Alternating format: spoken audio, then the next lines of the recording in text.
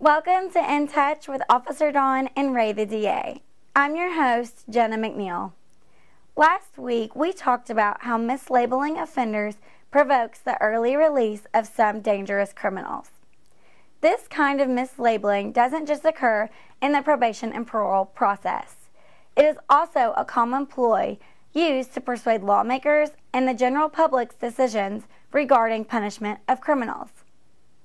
Today, Officer Dawn and Ray discuss recent efforts put forth for Kentucky's legislature to restore felons' right to vote. Arguments that support this idea often involve mislabeling felons to portray them as less dangerous. Ray reveals the truth behind this deceitful approach and also asks the question, what about murderers and rapists? Shouldn't these criminals have to prove themselves as productive citizens before this right is restored? Listen in as Ray and Officer Dawn discuss this hot topic. Thanks for watching. Welcome to In Touch Crime Beat. I'm Officer Dawn with Fayette Commonwealth's Attorney Ray Larson. Out of jail, okay? Don't mess up. And those are the people, those repeat offenders, the ones that go to prison. And I say we're the #1 rated radio show in the whole country. Fayette Commonwealth's Attorney Ray Larson, criminal justice news and views this week. Here's a topic that they probably don't get prosecutors' opinion on. I saw where they're pre-filing a bill in the legislature to allow felons to have their voting rights automatically restored when they get out of prison. This is something that you say they do all the time. Is that getting any traction? Well, they file a bill to restore voting rights to convicted felons every time. Jesse Crenshaw is the guy that files that. He's a representative here in Lexington. How do you feel about that?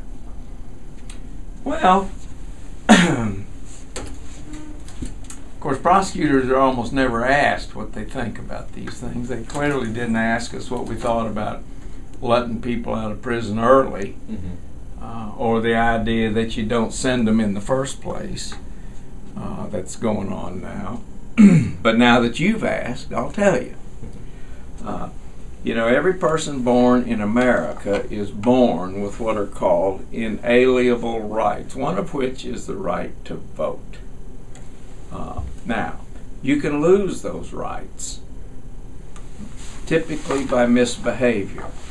For example, you commit a felony, which is a serious crime, you'll lose the right to vote. You lose the right to run for office. You lose the right to own or possess a firearm, those kind of things. And there are reasons for that. Now, I think that you can earn those rights back. But where I differ with people is, first of all, understanding what the right to vote means. That means that you're going to go ahead and allow people to get involved in electing the people who make our laws. Now the question is, for me, is at what point does somebody who has chosen to break the law victimize someone else have they earned the right to get back into the process? They sit around and they will say, well, they paid their debt to society. Well, if they've killed somebody, they'll never pay their debt to society. If they rape someone, they leave people in a shambles emotionally, and they almost never pay their debt to society. So I'm very concerned about that. Now, what happens now is people can get their right to vote back. What they do is they have to petition the governor, you see, and then the governor sends a form out to prosecutors. Me, I get maybe, in the last 2 or 3 years, I've probably gotten 80 requests for people's voting rights to be restored.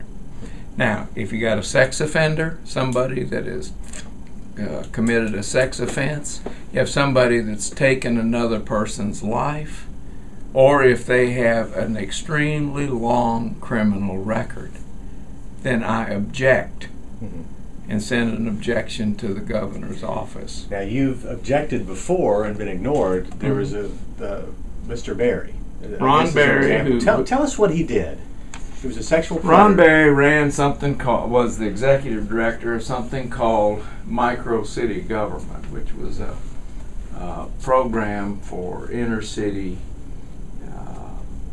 youths, and he basically turned into a predator. He was using that position to sexually abuse young men. About how many did he abuse? More than 2? Well, we prosecuted him for 7. So he was convicted, prosecuted, and ultimately convicted in cases where up to 7 people were sexually, 7 boys. 6 or 7. Okay, were sexually abused. Right. Over a course of years.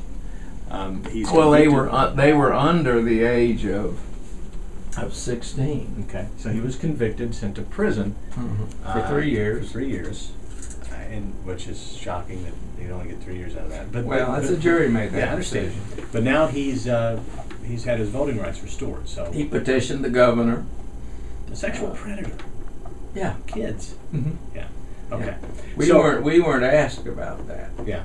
So under this proposal, for me, what it means that is significant, that's interesting, is if every prisoner is going to get his voting rights restored, you're going to have politicians then focus their campaigns on prisons, because it's a very captive audience when you're in prison. And if you can motivate those individuals, if they know their voting rights are going to be restored when they get out, you'll actually have politicians who are really considering what they need to do to get those votes. Get the felon vote. Yeah, in prison. I mean, because they know there'll be a captive audience, and there'll be movements within that prison for that power. It basically will restore power to these individuals who really doesn't. At least they don't have a voice once they commit felonies, and it will give them a voice, and there'll be something to deal with. I don't listen. Like I said, you can earn the right back. Mm-hmm. But earn is the important word there. In my opinion, you need to prove that you're a good citizen, not the fact that you've served time. Yeah. And that's where I disagree with it. And I'll probably lose this one too. And my guess is that the public will be unaware of this. Now, what happens is they've got to amend our Constitution. It's pretty hard to do. Well, I guess. The bottom line on this thing is automatically give people the right to vote back. That mean murderers? Does that mean rapists? Tune into the following stations to hear the full episode.